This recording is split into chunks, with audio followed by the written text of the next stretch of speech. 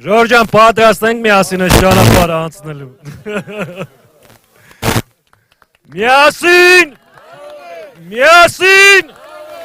Ուրեմն հունիսի 7-ին համար 17-ին։ Էսի բայց լավ է, տականում ենք նաև։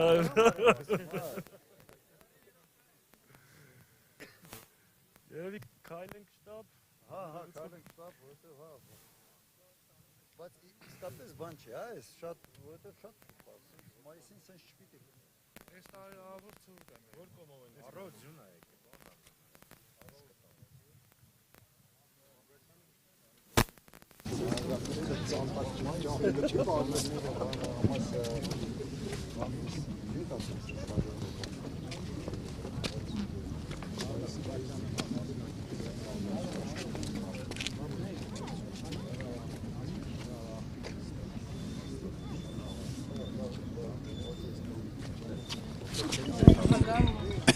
Փաշինյանը քարոզարշավում ակնհայտ սադրում է քաղաքացիներին, երեք թեկնածուներին էլ, այդ թվում և առաջին հերթին ձեր հասցեին սպառնալիքներ հնչեցնում, ինչպես կարձագանքեք սրան։ Պիտի արձագանքեմ, ես կարեկցանքի կարիք ունի պացիենտը, այսա կարող եմ ասել, հետև այն կեցվածքը, որը ինքը ցույց է տալիս, հոգեկան, հոգևարդի դրսևորում է, թե պատճառները ինչ են, չգիտեմ, երևի պետք է հոգեբուժներից հարցնել։ Ձեր կարծիքով քարոզարշավը արդյոք դուրս չի գալիս արդեն օրենքի շրջանակներից և արդյոք այս հռետորաբանությամբ միջև ուր կարող է հասնել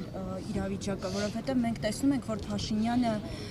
բացահայտ, հա, ասում է այո, ես սպառնում եմ, իսկ իրավապահները, այսպես ասենք, չեն նկատում կամ չնկատելու են տալիս։ Ես պատկերացնում եմ որևէ ընդդիմադիր նման սպառնալիքներով հանդես գալ, արդեն կալանավորված կլներ։ Եվ ոչ միայն ինքը։ Ենթադրում եմ, որ բարեկամներից էլ ինչ-որ որոշ մարդկանց հետ է կտանեին։ Սա վաղուց արդեն օրենքի շարժանակներից դուրս է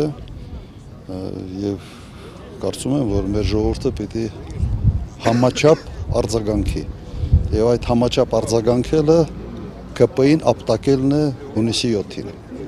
Եվ եթե թույլ տաք վերջին հարցը, նրանք ասում էին քաղաքացիները գերագույն արժեք են, բայց հիմա Փաշինյանը քաղաքացիներից մեկին ասում է ինչու ես ողջ մնացել, ինչու չես զոհվել պատերազմում։ Նրա դիմակիցներից մեկն էլ, օրինակ Պապիկյանը, ասում է քաղաքացիներին տրորելով կանցնեն, այսպիսի սպառնալիք է ասում։ Ինքը մեկ քաղաքացու չի ասել դա, ինքը ասել է ըստ էության 150,000 արցախցիներին։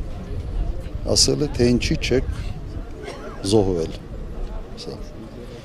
Եվ դրանով ինքը ասել է նաև շատ ավելի մեր քաղաքացիներին, որոնց քաղաքացիների նախնիներին, որոնք ժամանակին լքել են Թուրքիա հենց նույն պատճառով։ Կամ պետք է զոհվեին,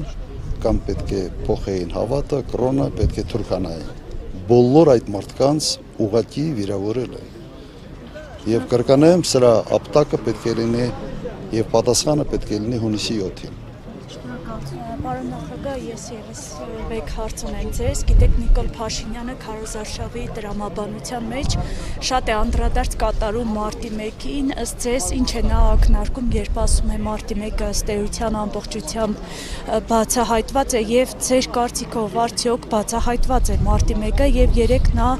իր այդ ջղաձգումների ընթացքում նաև ձեր անունն է հիշատակում, անընդհատ ասում է, որ պետք է նստեցնել տա ձեզ նման այսպես սպառնալից հայտարարությունների Արի այդ թեմայի մեջ ենք, մարտի 1-ի որևէ սպանություն բացահայտված չի և